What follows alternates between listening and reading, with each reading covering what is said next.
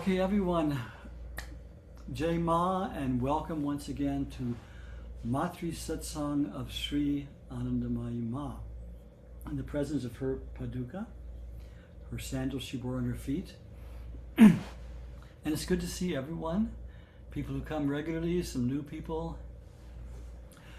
We're here to just remember, invoke, be in the presence of, and study the teachings and life of Anandamayi Ma, who was a unique manifestation of divinity. Ma was the unveiled presence of what we are deep inside. She often said, this body, the Atma of this body is the Atma in everyone. So when we just think of her, when we invoke her, she's aware of us, and we are aware of a higher part of our own selves. She pulls us out of our lower selves into a higher perception of our own selves.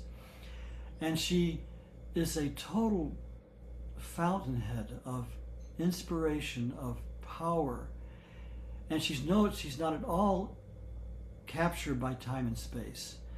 The fact that she, even when she was in this world, the fact she no longer has a body is of little relevance, because she is always with us, always aware of us, always helping us. And as I never tire of saying, we are here because of her grace, because she often said no one can even think of her until she first thinks of them. So Ma has thought of us, Ma has given us her grace to have an attraction towards her, and we're here only because of that. So I think our duty now is to learn how to respond to that call, how to respond to the grace that Ma has given us to draw closer to her and to draw closer to ourselves. She's the Divine Mother. She's everyone's Divine Mother. And her one wish for us is what we call Vishwa Kalyana, universal goodwill towards all, wishing us all the best in our spiritual life, and not just prosperity and wealth and these things, but wishing us the eternal awakening of our soul in her and by her. So that's kind of our sankalp for today, is to learn what Ma requires of us, what she expects of us, to follow her. And we also started this so we could have community, because almost day by day, people write me, and I hear in my many travels from the ashram that used to send me traveling, I meet so many people who are like all of you here today, who Ma in some way touched and awakened through a photo, through a book, through someone's interaction. Ma just suddenly becomes awake in your life. And when I started seeing this over the years, I just felt this burning desire. How do we bring people together? How do we unite Ma's devotees and give them a place of refuge and a place of further study and community? And so we tried starting ashrams. We have a small ashram in Massachusetts now, which I'm on the board of directors, so is Saraswati. And we tried to start one in Germany. It didn't work out because there was no real leadership with it. But this has come about, this online satsang from the time of COVID. And so now we do have a community. We have an online community. And I hope people feel that, and I hope people take advantage of that. So because of that, we always ask everyone's patience, and I want to see every single person here. So please do turn on your video. Just a reminder about I don't know if you did the disclaimer about the recording. Oh, you're right. Thank you. Thank you, Rainey. Yeah, legally I have to make this announcement that we are recording this. So if you interact, if you participate, you will be recorded. And it's posted on our YouTube channel, Anandamayi Ma Satsang West, and it's seen by devotees. So don't be shy. Still interact with us, okay? Okay, so for starters, my name is Mangala Ananda. For those who are here for the first time or watching on video, I received Diksha Mantra initiation from Anandamayi Ma in 1973 and traveled with her in 73 and 74. And have been basically living in her ashrams ever since in India and here in America. I was sent to one of her ashrams in India for 12 years, where I was helped starting a school, and I had the title of Acharya from two of her ashrams. That just means someone who helps people with Ma's teachings. So because of that, I can do this.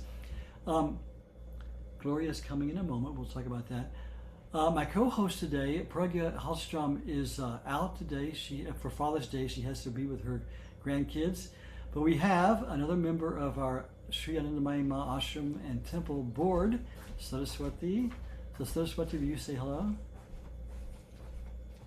Hello, I am calling in from Freedom, Maine. I'm very happy to be here. Jema. Gloria, yay. Introduce yourself. Hello, Saraswati. Hi. I'm Gloria, Srimati Mangalananda. And I always feel funny sitting here because he's the one who met Ma and all that. And it took a long time for Mom to swallow me. But she's got me, and here I am.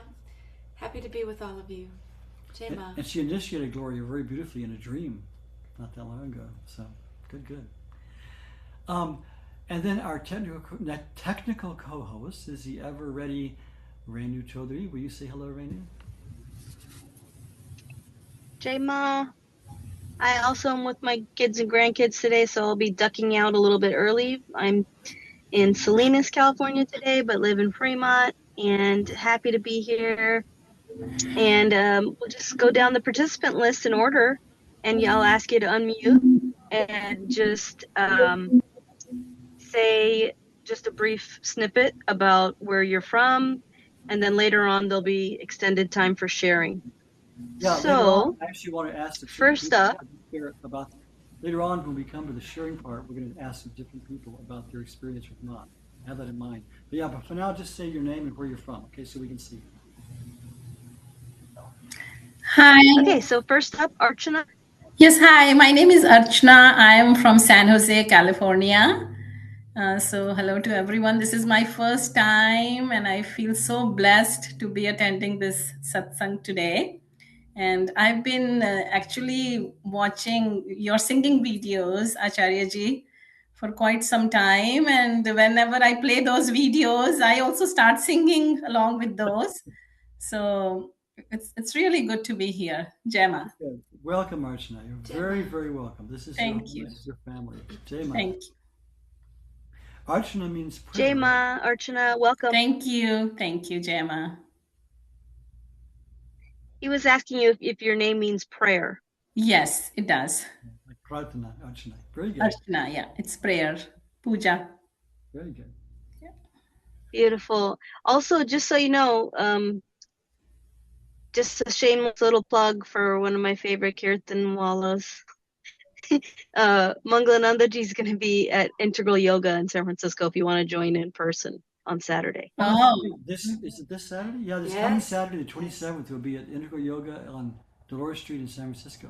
Oh, okay. In person with us. Oh, yeah, that would be nice. Yeah, sure. Yes, that would be nice. Okay, Jema, welcome. Okay, up next, Linda and David. Yeah, we are Linda and David, and we live in Williamsburg, Virginia. And that's on the east coast of Virginia, not far from the ocean and a lot of water around. Yeah, we live in a vortex, actually. Well, good to see you always. You're so faithful to coming. It's really wonderful. Yeah, Hopefully we'll see you again in Yogaville. Yeah, November. We'll see you again at Yogaville. Oh, yeah. Yes, sir. Very good. Jema. Jema, I'm looking forward to meeting you guys in person and hoping I can get out to Yogaville for my first visit there. So, okay, Jema. And up next is Gabriel. Hello, Jema, Gabriel from Seattle. Very happy to be here. Very good to see you, Gabriel. And they're starting their own little in-person Matthew Satsang group there in Seattle. We are trying, yes. We are trying with Padya and her husband, Siama. Yeah. Very good. Yeah. Good to see you, Gabriel. Good to see you. Good to see you.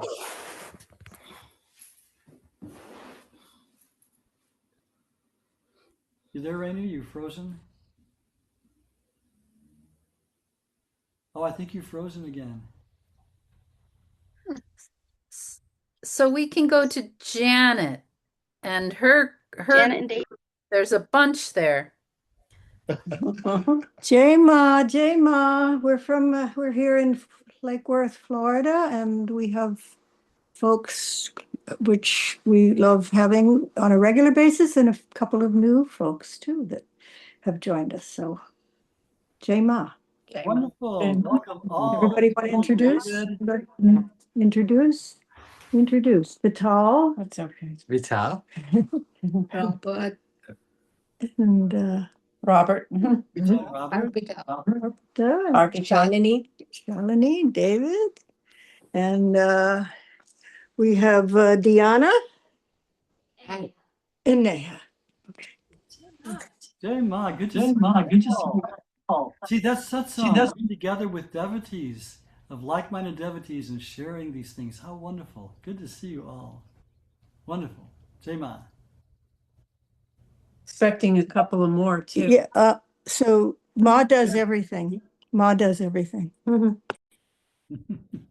Ma. Arpita was traveling with Ma at the same time I was, and took Diksha from Ma also. Yes, Renu? Are you unfrozen now? Okay. Am I back? Yeah, we can hear Am you. I back or no? Yes, you are. Okay, great. Okay, cool. Awesome. Jay Ma, thank you for that. And then we have Jose up next. Jay Ma, this is Jose. I'm originally from San Juan, Puerto Rico, but now living in Miami, Florida. Jay Ma. Jose, welcome. Jai Ma. Beautiful. Is that Arunachala mountain behind you? Yes, sir. Very good. One of my favorite places on earth. Welcome, Jose. Jay Ma, welcome, Jose. And we got Lonnie up next. Jai Ma, this is Lonnie from Murfreesboro, Tennessee. Good to see you, Lonnie. Jai Ma, Lonnie. Always glad to have you here. Okay, welcome. We have a Mataji up next. Mata Devi, let me see. I can't see her name. Padya Vali. Mata Padya Vali Devi. Be sure and unmute yourself, bottom left of the screen, and turn your video on too. Are you there? Yeah, turn on your video. Oh. She's waving though. There's her smile. Okay, well, hopefully we'll Jai see you Ma. later. Jay Ma, welcome. Well, we can't hear you, but you're with us in any case. So welcome.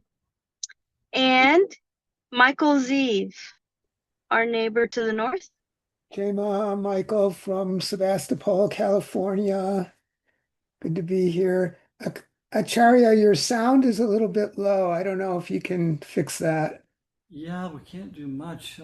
Okay. Volume's up. We're not using external. I'll try to speak more loudly because we're not using external microphones. Okay. So we can hear you though. Okay. Good to see you, Michael.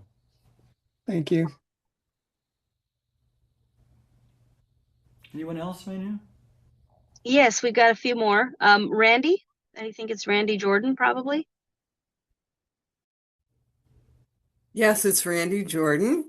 Jai Ma, and sorry, I had trouble logging on. So great to be here. I'm from Western Massachusetts, and it's good to see a lot of you for the second time today. So that's right. Swami Gurushan is giving the morning satsang on the Sunday mornings now too. It's great. Good to see you, Randy. Yeah. Randy, are you coming to Virginia? Say yes. No, shucks. I know. Oh. Okay. I know. Well, we love you anyway. It's good to see you here, Jai Ma.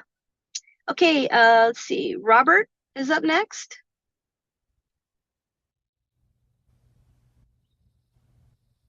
Jai Ma, I'm Robert from Louisville, Kentucky. Can you turn your video on, Robert? Thank you. Oh, there you go. There you go. Yeah. Can you guys see me now? Yes, yes. Welcome, welcome, Jai Ma. Thank you. Jema. You still there, Rainey? Did you hear me before? Just now. It's fine. You were Okay.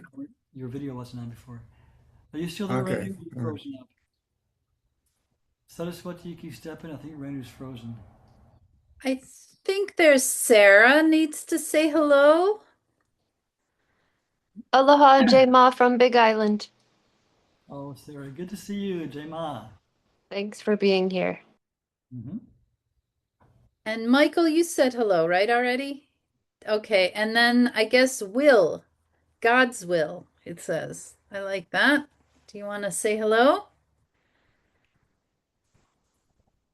Are you there, Will? Hi, thanks for having us. I'm from England, so. Very good. Welcome. What is it, about 9:30 or something there in the evening?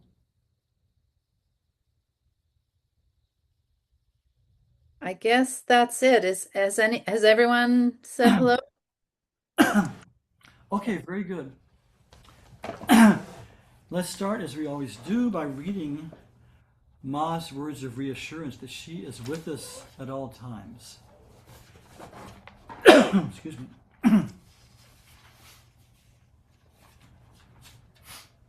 Because it's important to remind ourselves that we're being heard.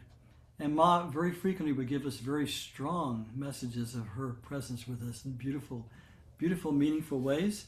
But let's think of her own words. She says, this is Ma speaking, I am ever with each one of you, wherever you happen to be. But your vision is tied down to worldly matters, and you have little time to direct your eyes to this body in your thoughts and actions. What can I do? This is the divine frustration of God. We don't pay attention to God. We can have Matri Satsang. What can I do? But know it for certain that whatever you do in thought and deed, whether you are near or in distant lands, never escapes my loving attention. Just as at a flash of torchlight, your faces gleam forth in their bold outlines, all your facial expressions appear in my mind when you meditate on me or talk about me or sit down to pray to me. So in Ma's divine, infinite consciousness, we're always present. And the minute we tune into her, to her grace, we become even more present to her. And she becomes more present to us. We make that channel. And her will is always there behind it. But by our remembering her, then we make a channel between us and her, and her grace can flow to us. She continues, you remember how Ma rarely said the pronoun I. I mean, she would sometimes. Usually she would say, Ye Shariya, this body. She'd say, this body is speaking from here. For this body, the question of accepting or declining anyone does not arise. At all times and under all circumstances, in inspiration and in dryness, this body remains and ever will remain with everyone. She says, you may want to banish this body from your mind, but this body will not leave you for a single day. It does not and never will leave your thought. Whoever has once been drawn to love this body will never succeed in wiping out its impressions despite hundreds of attempts. This body resides and shall remain in their memory forever. So let's not try to forget Ma. Let's try to remember Ma. Again, this is her words. Solely for you is indeed everything that this body says or does. Its actions, movements, its going hither and thither. Whatever is done for your sake through this body at any time, it is you who cause it to happen. Our needs, our desires, our requests are what motivated Ma during her life for constant moving from place to place, and even now, when she comes to us so easily. And this is still Ma's own words, but speaking in third person. In all your activities, in your sadhana, Ma is with you. With perfect repose, sit still, thinking, in the midst of emptiness, Ma is with me. This will give you ananda, bliss. Whether you meditate quietly or laying down, feel, Ma is with me at every single moment. And this is Gloria's favorite one. You want to read this one right there, the Atma? I can't. I don't have my I don't have glasses. glasses. Okay. Ma says, The Atma, the divine self of this body, is the Atma of all. It cannot be that anyone anywhere is not Ma's very own. It's impossible to not be Ma's very own child, part of her consciousness. She says, you ask me if I love you? You may or may not be able to be without me, but I simply cannot do without any of you. So it's true, like one person supposedly disappearing, the universe collapses because we're all integral cells within the being of Ma. So she needs us in that certain level. And one of my favorites, again, it's Ma spoke so humbly usually. When asked who she was, she would say, I'm just your little girl, I'm just a beggar before you, these things. But it was these rare moments when she spoke of her real eternal nature are so precious to us. She said, anyone calling out for God from any land, in any language, and in any age, remember their cries reach this heart like waves crashing onto the shore. It's just so beautiful. So I like to read some things that other people saw in Ma, especially like great saints who had divine vision, who cleared their vision from the ego and from separateness, and they could see really who Ma was. Because remembering these things strengthens our faith. It strengthens our faith that Ma is all-pervasive, omnipotent. She can do anything, always hearing us, and perfectly capable of saving poor little souls like us. So, here's one. Triveni Puriji, the eminent realized saint of Punjab, widely known as Khana Baba, was asked by a devotee whether Ma was an avatar. Triveni Puri Baba said, avatar is a small thing. Ma is that, used the word tat. Ma is that from which the avatars incarnate. Think about that. He also said, as the rivers meet the ocean, but no variation of its level takes place. Similarly, all the spiritual bhavas are destined towards Ma, and under all circumstances, Ma always remains in the same state. As there is no limitation of the ocean, similarly, Ma cannot be bound within limits. Isn't it amazing? And this is one of our favorites. This wonderful saint, Sitaram Das Omkarnath. He lived in pretty much the same period as Ma did, and he still has at least 25 ashrams, maybe 30 ashrams in India. I met his successor. I unfortunately did not ever meet him when he was in the body, but he was really one of India's greatest saints. And he would come to Ma frequently. They loved each other. And Ma would tell him to speak, and he would speak about God's name, and he would go into samadhi and sit there in samadhi to speak a little more and go into samadhi. But here's someone with divine vision. Here's what he says. He says, Ma is not far from you. She ever resides in the innermost recesses of your heart. Ma is the eye of your eyes, the ear of your ears, the word of your words, the life of your life. Ma envelops this entire universe and exists inside and outside every animate and inanimate object. In her nirguna state, that's formless, she is your father. In her saguna state with attributes, she is your mother. You are the darling of that mother. Then why are you crying? It's so sweet. Here's something else he said too.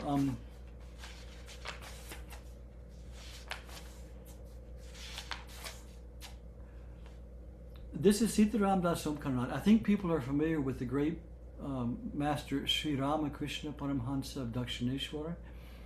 He invoked Mother Kali in Dakshineshwara. And Ma in Bengal was frequently called Manusha Kali. That means the human Kali. But here, Sitaram Das Omkarnath said once, this Anandamayi Ma is none other than Ma Bhavatarini of Dakshineshwar, whom Thakur Sri Ramakrishna used to worship. Think of that. That's interesting. And then the great yogi Durga Singh, who was the king of Ceylon, the Maharaja of Ceylon, great devotee of Ma. Ma gave him the name Yogaji. He said, I fully believe that our mother and Mahadevi at Dakshineshwar are one and the same. It says he made this comment after Ma gave him darshan as Kali in 1934.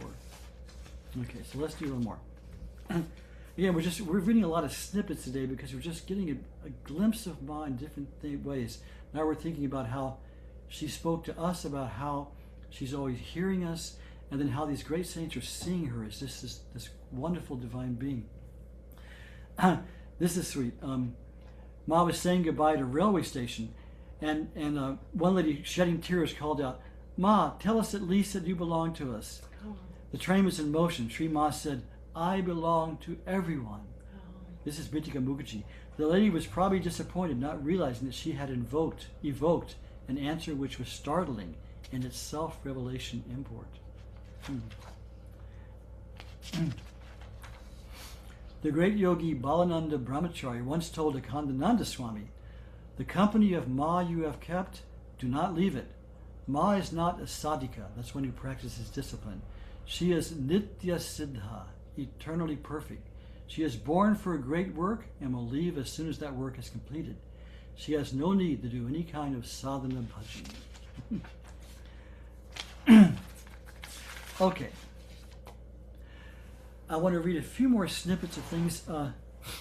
Just studying Ma in different moods, different bhavas, and different manifestations of how she responded to people is always interesting. We're just tuning into Ma, looking at her life, feeling her presence through these readings. Okay. This is an observation by a devotee named Ganga Charan Das Gupta. April 16th, 1952. An old Brahmin widower, a retired head cashier of a large mercantile firm in Calcutta, who was suffering badly from high blood pressure and was bedridden for a few years after a prostate gland operation, had a very strong desire to see our Ma, but he was forbidden to leave his bed by his sons and daughters-in-law and by his attending physician. There was a nurse and a servant in constant attendance. When his sons had gone away to their office during the midday and the ladies of the household were all napping, the old man, aged about 82, with the help of his servant and the nurse, secretly hired a taxi, slipped out of his house, and arrived at 44 Hazra Road at about 3 in the grilling heat of summer. On getting down from the taxi, he barely could take 4 or 5 steps supported by his attendants when he fainted.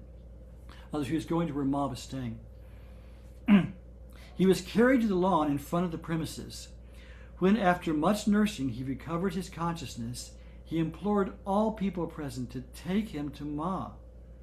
Unfortunately, she was resting inside, resting on a bed without a pillow, reposing fully like a child. So the owner of the house, having peeped into the room, had not the courage to disturb her reposeful tranquility. Meanwhile, the old man was getting more and more impatient, almost despairing of seeing Ma before his life passed off. He implored everyone present to take him to Ma. He felt his life was fast ebbing away.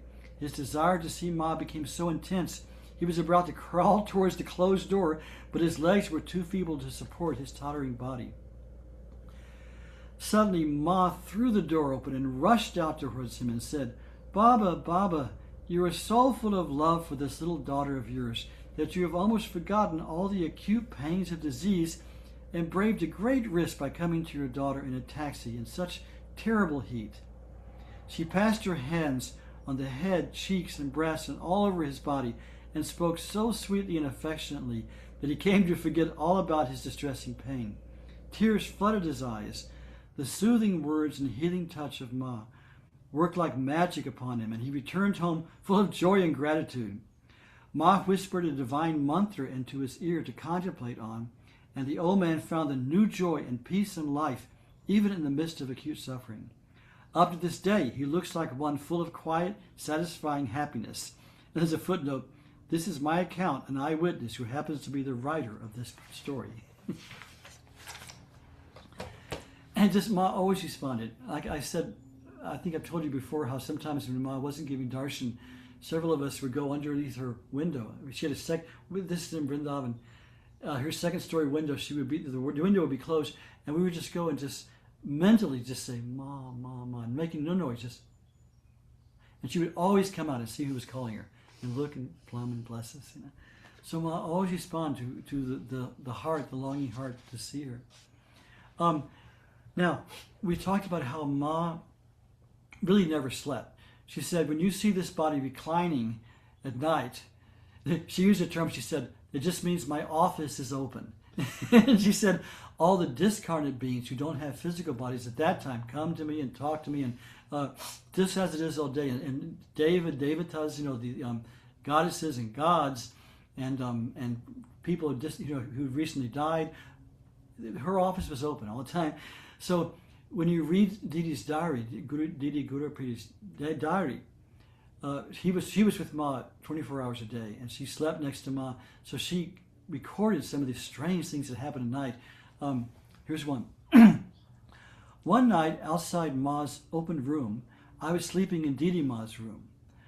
Ma seemed to be conversing with someone inside her mosquito net till late in the night in a language unknown to me.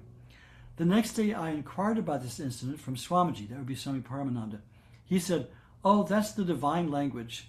Ma during her Leela has mentioned that several gods and goddesses, Devi, Devata, and rishis came to converse with her last night. She'll just very innocently mention this. Ma was saying, once in the jungles of Sawai Madhopur, I had seen a disembodied yogi moving in the sky along with his disciple. When I narrated the incident to the local inhabitants, they informed me that such a yogi had been living in that jungle with his disciples decades ago. Another one. In the course of conversation, Ma told us, I can see 5 people clothed in saffron-colored robes, Gerua, coming to me and saying, we were with you during the circumambulation. There are so many beings I did not say anything, but another subtle body being asked them, who are you all? The sadhus replied, we are disciples of Kanaya, the nephew of Mahesh Chandra Bhattacharya. We are continuing our work in this manner, in this subtle plane. Ma continued, from this it appears that Kanaya was in an exalted state in his previous birth. Referring to the matter of the subtle-bodied beings, Ma explained, just as I can see you all before me, I can see them equally clearly. Just as you touch my feet, they sit next to you and do exactly the same. So for her, whether we had bodies or didn't have bodies, she saw everyone the same.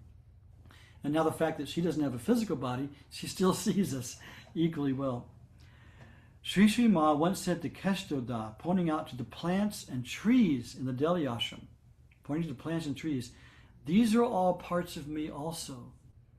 Nothing moves without this body wishing it so. Think of that. Nothing moves without this body wishing it so. She is the divine mother of all. Here's another evening story. Again, let's just keep contemplating. We're reading these little snippets because we're just thinking of Ma in the daytime, thinking of Ma in the nighttime, how she moved through the day, and how she cared for everyone so perfectly and so fully and so competently. Last night, after going to bed, Ma began making sounds as if she was weeping. Hearing these sounds, Mukti Baba woke up startled and sat up with eyes heavy with sleep. Dasaji also woke up with sleepy eyes and rushed to hold Ma. Today, when that incident was discussed, Ma said, I was watching and hearing it all. I also heard that kind of sound that emerged from my mouth. The context of this was that I was in a space, speaking to a person in another language. Those words emerged here on this side like that. In other words, she was speaking in a subtle language that came out just as, through her physical body. Dhirandada said, from the sound of Ma's words, it appeared there was the emotion of maternal love and chiding. Ma agreed. Yes, it was more or less like that. Abhay asked, did you turn some people there into your Pitaji also? Everyone burst into laughter and Ma laughed too. In other words, Ma called everyone Pitaji, beloved father. So Abhay is saying, those subtle people, subtle beings, did they also become your father? After that, Ma had Bhog. Ma never disclosed her relations, meetings, or situations from other dimensions, but sometimes it poured out a little from Ma's holy mouth, and from that one can catch fragmental words from other dimensions. In a serious mood, not all at one time, but while eating in between, she said these words, matters concerning what lies within, extraordinary strength, have faith, Allah, reluctance, stay, words of Gandhi, beyond the human, untruth, truth, not in truth, impossible power of knowledge, impossible, Allah. So Ma would sometimes just be saying these words. For us, it didn't make sense, but she was speaking to someone else. It was making sense. She said these words with some emphasis. For the past 2 or 3 days, she has been saying, attack, weeping and wailing. It happened at the Kumbh Mela one time when there was this terrible incident where people fell down this hill and people just got crushed and crushed and crushed, and hundreds of people died in this one instant of just overcrowding at the Kumbh Mela. And Ma was there at the Kumbh, but she was in her tent, probably 3 or 4 kilometers away. And suddenly she was like suffocating and dying, and she was, and they couldn't figure out what was going on, but she was literally participating with the people who were in distress there because she was so one with everyone. Okay, now let's look at this. This is also another aspect of Ma. Ma was using what we call Vaitsalya Bhav. That means motherly Bhav, where she was everyone's mother. She was so merciful. She would be very strict in her requirements, but she always gave it with such maternal love you couldn't say no. She wanted us to meditate a lot and do things really well. But she also was Kali herself. She was supreme power, and she could be, when needed, she could really have that power. It makes me think, there was one story where when Ma was still young and very beautiful, she was going with a few ladies to a different village, and they were in a tanga, that's a little horse cart, and there were like 4 ladies. And so they were going from one village to another, and the tanga driver was this, this brawny kind of man, and he saw these beautiful women in the tanga, and so he went off on a side road and went in the jungle and stopped the tanga and got out, and he was obviously going to take advantage of them, maybe rape them. And he said, and Ma said he got out and he walked slowly around to the other side, full of this horrible intention. And Ma simply looked at him. He came up and Ma just looked at him, and he got frozen. He got back in the tanga and went on to the village. It was just literally just a look. There are times like that. So Ma, you don't mess with the Divine Mother. She is she is power itself. So this is an interesting incident. Excuse me. This is from Bhitaka Mukherjee. There was another incident of a different kind which reveals Sri Ma in a new light. Once in Babu, she's not naming the person, had come from Calcutta. We were told that he also was a professor in Calcutta and well known. Unfortunately, he had a most disconcerting manner. He would come out with very childish questions, such as, Ma, what is taking place in Kailash now? That's the heaven of Shiva. Describe it to me. One day he went so far as to declare, you are my mother, I shall sit in your lap. And indeed, no sooner had he sat there, he dumped himself on Ma's lap. He was far from being a lightweight, so it was a gross imposition. Everyone exclaimed aloud in annoyance. Biren Bapu scolded him as if he were a child, and he was made to get up immediately. Sri Ma remained calm and unmoved throughout this incident, but it was obvious it was causing a disturbance. Next day, he again asked a childish question. Ma, tell us what is happening in the abode of God Vishnu. I mean, just these stupid theoretical questions. Sri Ma suddenly stood on her asana. In a trice, her whole demeanor changed. Her voice was also different. She spoke sharply. You want to see? Do you indeed want to see? Her countenance was so forbidding that all of us were petrified. We had never seen her in this posture of wrath.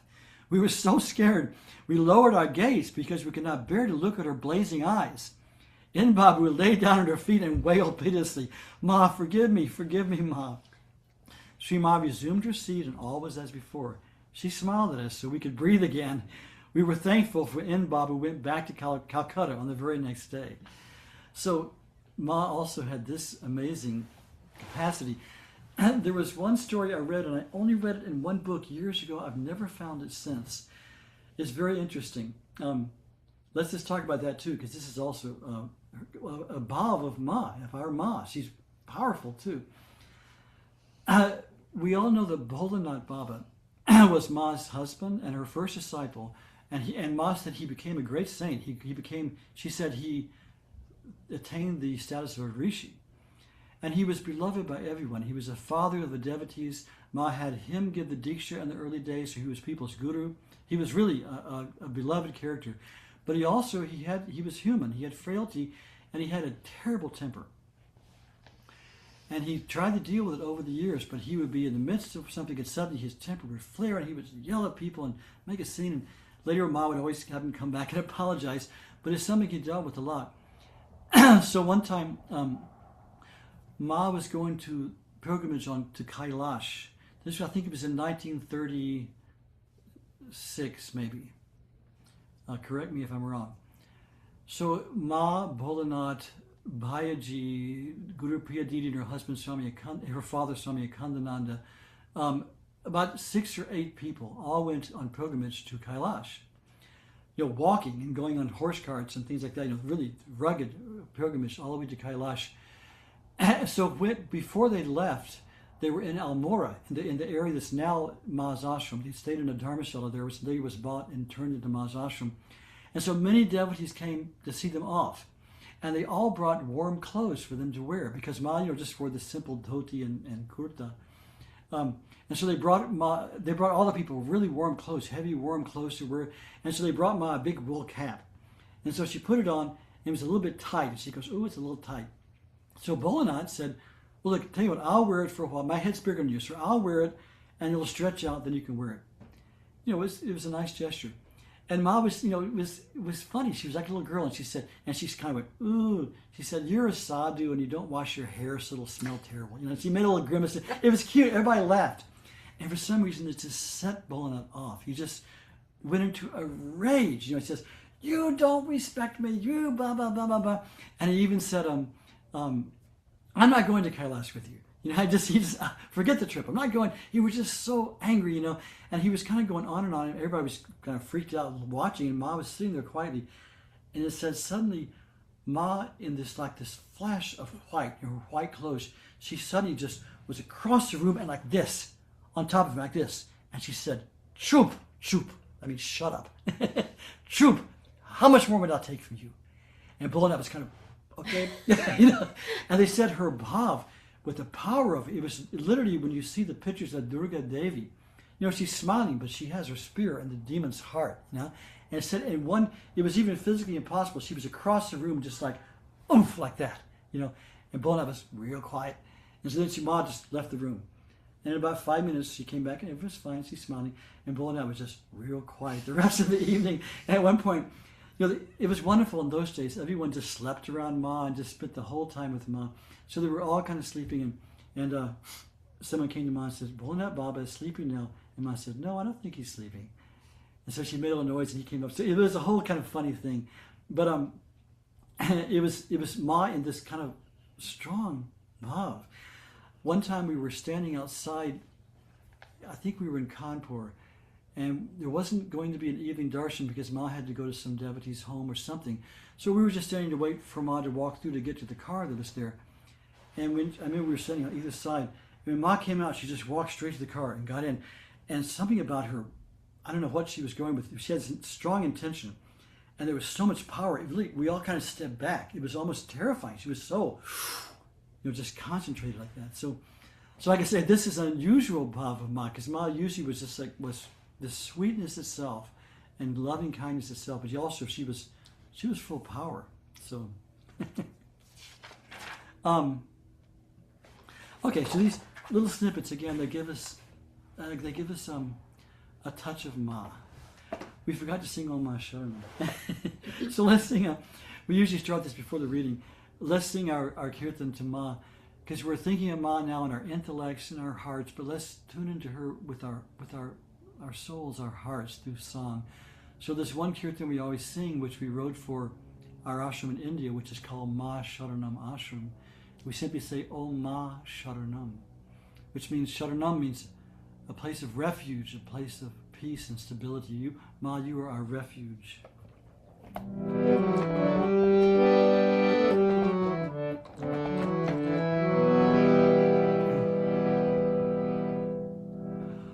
Is that on for the...